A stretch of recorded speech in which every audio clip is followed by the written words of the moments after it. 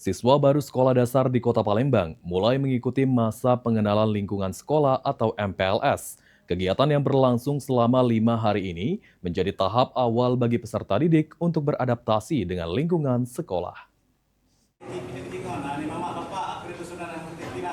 Kepala SD Negeri 2 Palembang, Hasbillah, mengatakan seluruh siswa baru kelas 1 mengikuti MPLS sebagai proses transisi dari jenjang taman kanak-kanak menuju sekolah dasar.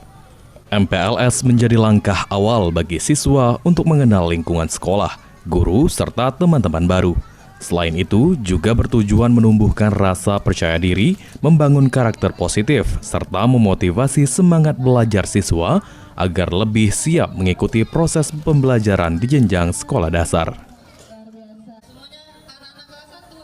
Bagi kita, terutama anak-anak yang tadi dari peralihan dari TK ke SD, supaya mereka memahami perbedaan kira-kira TK-nya belajar seperti ini, sementara dia sudah masuk ke wilayah SD, sehingga anak ini menumbuhkan karakter dan kita gali dan kita kembangkan itu. Sementara itu, salah satu wali murid, Nyimas Nurcayati, mengatakan anaknya mampu cepat beradaptasi dengan lingkungan sekolah yang baru. Pada MPLS sekolah hanya meminta wali murid untuk mempersiapkan peralatan tulis serta bekal.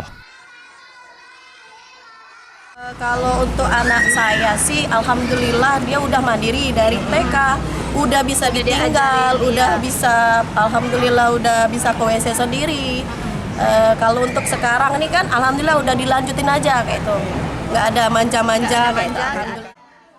Kegiatan ini diharapkan dapat membantu siswa baru beradaptasi dengan lingkungan sekolah dan membangun interaksi yang positif.